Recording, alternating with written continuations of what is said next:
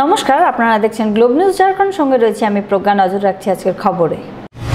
সরাইকেলা খারসাওয়া জেলার কুকুরু ব্লক কার্যালয়ে আজ ব্লক পর্যায়ের ঋণ মকুব কর্মশালার আয়োজন করা হয়। কৃষি ঋণ মকুব কর্মশালার আয়োজন কৃষি বিভাগ সরাইকেলা কর্তৃক করা হয়। এই কর্মশালা সহ বিশেষ ক্যাম্পে কৃষকদের সম্পূর্ণ ঋণ মকুবের নিয়ম এবং অনলাইনে আবেদনের নিয়ম সম্পর্কে তথ্য প্রদান করা হয়। এদিকে ব্যাংক অব ইন্ডিয়ার জেলা প্রবন্ধক কামেশ্বর প্রামাণিক জানান, মার্চ 2021 পর্যন্ত যতজন গ্রাহক হয়েছেন যারা ঋণ মকুবের যোগ্য তাদের 50,000 পর্যন্ত ঋণ মকুব করা হবে। एक्चुअली आज हम लोग जो एक मीटिंग रखे थे, मीटिंग थी विशेष करके आपका जो इसी क्षेत्र में जो लोन माफ होना है केसीसी से संबंधित, उससे संबंधित मीटिंग थी और इसमें जिला से भी लोग आए हुए थे। इसमें विशेष रूप से सबको बताया गया कि जिनका 31 मार्च 2020 तक स्टैंडर्ड आपका खाता है या NPA नहीं है, उन लोगों को लोन माफ का लाभ मिलेगा। साथ ही साथ जिनका कि लाल कार्ड है या येलो कार्ड है उन लोगों को लाभ मिलेगा। कुछ लोगों में ये है कि भ्रांति है कि नहीं कोविड का टीका लेने से ये हो जाएगा या कुछ दूसरा साइड इफेक्ट हो जाए, ऐसा कुछ नहीं है। सबको हमने कन्विंस किया है, वो भी कन्विंस करेंगे लोगों को। और साथ ही साथ ज़्यादा से ज़्यादा संख्या में लोग पंचायत में पहुँचें या जहाँ स्थल निर्धारित है वहाँ पे लोग आएँ और कोविड का टीका लें, अपने जीवन को सुरक्षित करें। 50,000 रुपये तक का लोन माफ किया जा रहा है, लेकिन जो 31 मार्च 2020 तक जिनका खाता स्टैंडर्ड था, जिनका केसीसी खाता स्टैंडर्ड था, उन्हीं को इनका लाभुक माना गया है। अभी के दिन में सिर्फ लाल कार्ड और PH कार्ड यानी अंत्योदय कार्ड का और लाल कार्ड और पीला कार्ड का ऋण माफ किया जा रहा है। आने वाले दिनों में हम ग्रीन कार्ड का और व्हाइट कार्ड का भी ऋण माफी के लिए एप्लीकेशन ऑनलाइन करेंगे। ঝাড়খণ্ডের মাননীয় ব্যক্তিরা যারা সদনে একে অপরের প্রশ্নে জর্জরিত থাকেন তারা সিদ্ধান্তের দ্বন্দ্বের পাশাপাশি ক্রিকেট ম্যাচও খেলেছেন। এই মৈত্রী ম্যাচটি মুখ্যমন্ত্রী একাদশ এবং বিধানসভা অধ্যক্ষ একাদশ টিমের মধ্যে JSC স্টেডিয়ামে খেলা হয়। 12 ওভারের খেলায় এই ম্যাচে অধ্যক্ষ একাদশ টিম জয়ী হয়।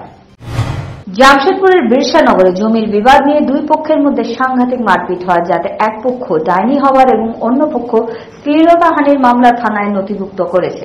দুই পক্ষের মধ্যে মারপিটের ঘটনায় ঘরের কিছু মহিলারা আহত হয়েছেন। অন্যদিকে দুই পক্ষের আহতদের পুলিশ MGM হাসপাতালে চিকিৎসার জন্য নিয়ে যায়।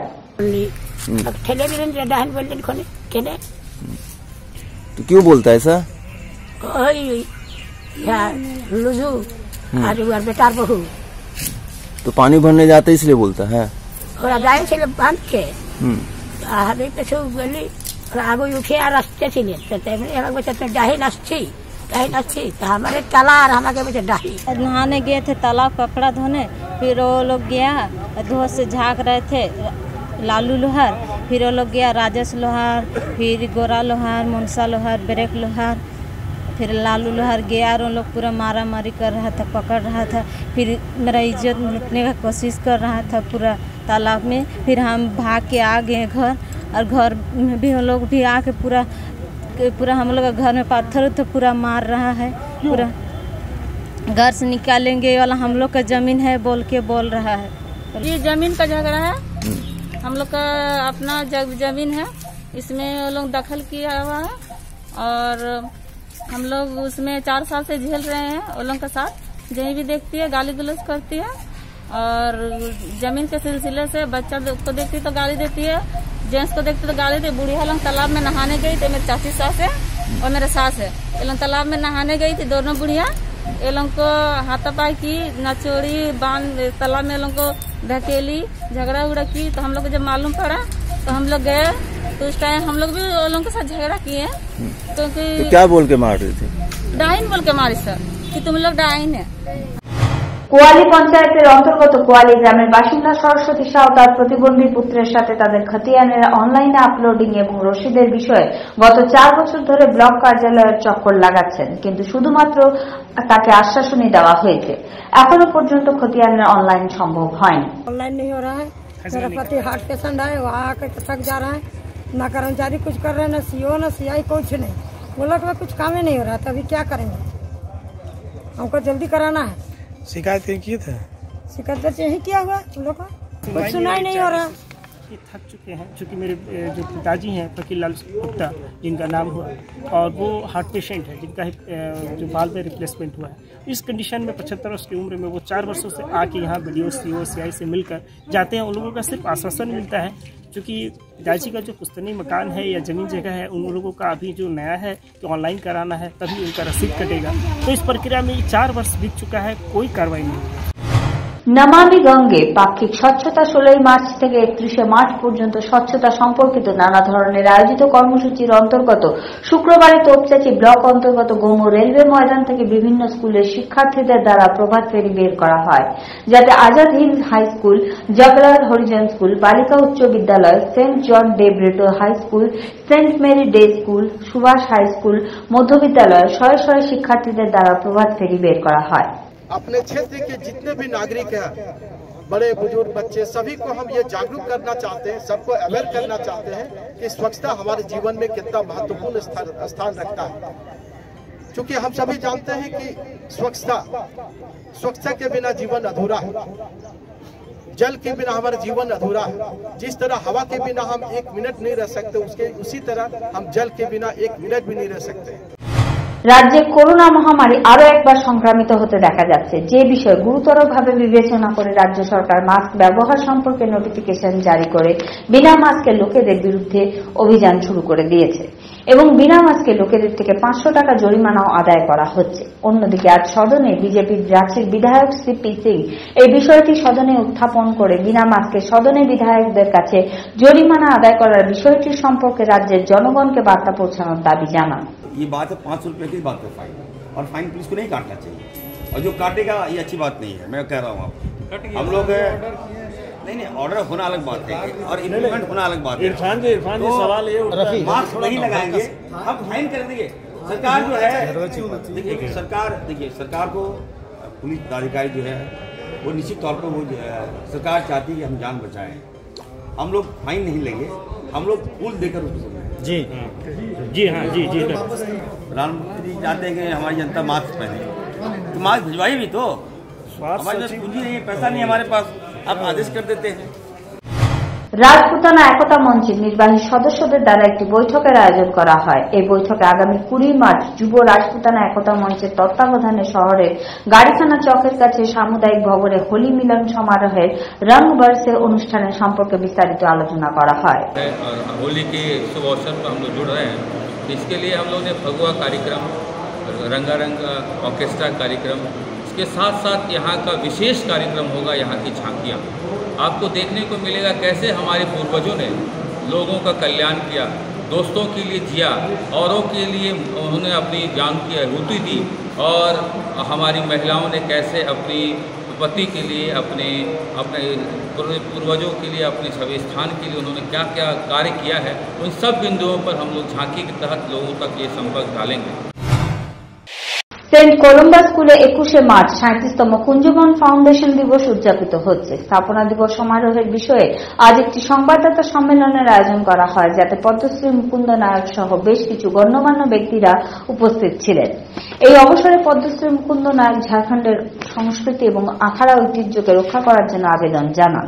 সমস্যা खड़ी हुई है, ये झारखंड आदिवासी मूल वासियों के अखड़ा संस्कृति को लेकर के है, लेकिन ये समस्या सिर्फ अखड़ा संस्कृति झारखंड की नहीं है, ये पड़ोसी राज्यों, कहीं चौपाल है, कहीं बैठका है, कुछ है क्या है, लेकिन मुझे लगता है कि पूरे देश में ये जो परंपरागत चीजों की है, बोली भाखा, गीत संगीत, रीत रस्म, प्रेम, पर्व त्योहार का क्षरण हो रहा है, रिटार्डेशन हो रहा है।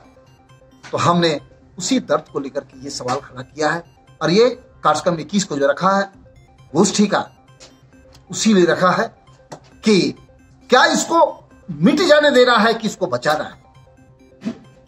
आपको उस दिन आइए, आपको स्वागत है, कोई रास्ता जरूर हमारे विद्वज्जन निकालेंगे।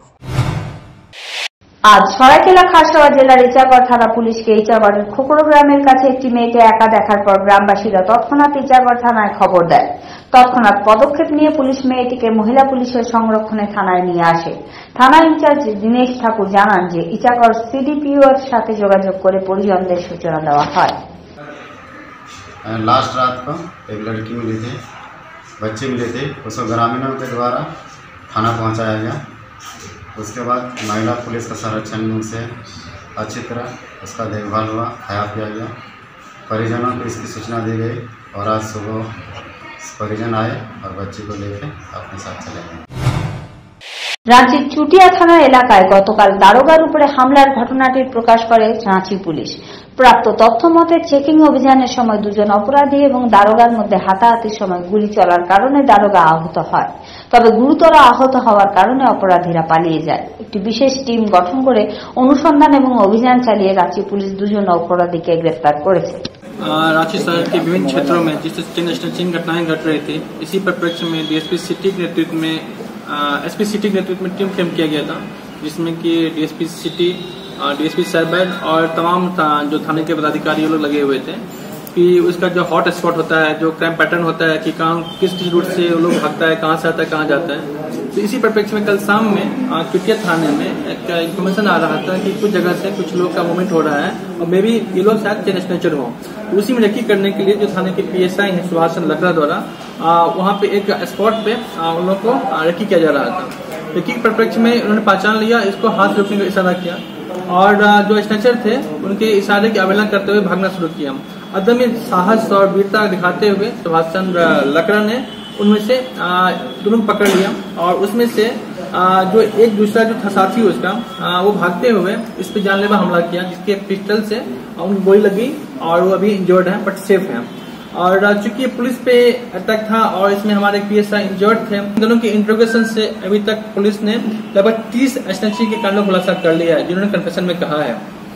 जैसे कि आप देख पा रहे होंगे जो यहाँ पे पड़े कुछ आइटम्स, ज्वेलरी आइटम्स हैं, बेसिकली ये लोग स्टिचिंग करने के बाद किसी ज्वेलरी शॉप के माध्यम से उसको मेल्ट करके दूसरा आइटम में कन्वर्ट करके अपने आप में करते थे या बेचते थे। तो कुल मिलाकर कह सकते हैं कि एक सब इंस्पेक्टर पे कत्ल जानलेवा हमला के आरोपी दोनों गुनाहगार इमरान अंसारी और तौकीद मलिक की अरेस्टिंग हो चुकी है और इसमें जो प्रयुक्त सामान थे इसकी रिकवरी की गई है। মাস্টার চৌকক সুই মহাসমাধি দিবস উপলক্ষে রেডক্রস ভবনে প্রাণিক হিলিং ইনস্টিটিউট আয়োজিত রক্তদান শিবিরটিতে 100 ইউনিট রক্ত সংগ্রহের লক্ষ্যমাত্রা নির্ধারণ করা হয়। প্রতিষ্ঠানের সাথে যুক্ত সদস্যরা এই অবসরে উৎসাহের সহিত অংশ নেন। প্রাণিক হিলিং এমনই একটি চিকিৎসা ব্যবস্থা যা মাস্টার চৌকক সুই দ্বারা শুরু হয়েছিল, যার মাধ্যমে শরীরে নিরোগ রাখার ক্ষমতা বিকশিত করা হয়।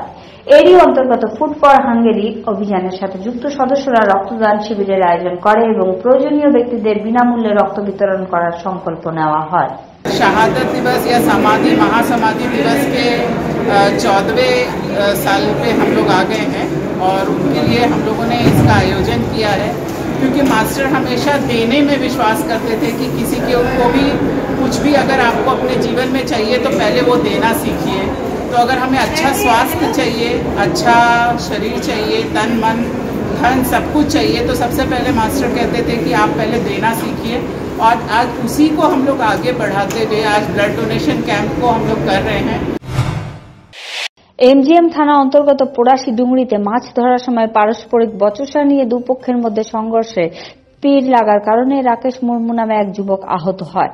ক্ষুব্ধ গ্রামবাসীরা অভিযুক্তের ঘরে হামলা করে মহিলা এবং বাচ্চাদের সাথে মারপিট করে তাদের গাছের সাথে বেঁধে দেয়। এদিকে এই ঘটনার সূচনা পাওয়ার পর এমজিএম থানার পুলিশ ঘটনাস্থলে পৌঁছায় এবং তীর লেগে আহত ব্যক্তি ও মহিলা ও বাচ্চাদের এমজিএম হাসপাতালে চিকিৎসার জন্য ভর্তি করায়। तो आज साहुल पर्व के अवसर पर मछली पकड़ा जा रहा था, तो उस टाइम पे हमारे गांव के ही सुकू मुर्मू, उसके भाई अपना मुर्मू और उसके परिवार लोगों ने मिलकर गांव वालों के ऊपर में 3-4 जन मिलकर पूरा तीर छोड़ दिए। तो उसमें से एक जन को तीर लगा है। तालाब तो अभी जांच हो रही है, कंफर्म पता नहीं चला किसका तालाब है, लेकिन दो पक्षों तालाब में मालिकाना हक को लेके दो पक्षों में लड़ाई झगड़ा होती रहती है। अभी तीर जो लगा है किनको लगा है? ये वो गाँव वालों को, जो गाँव के जो पक्ष हैं उनको।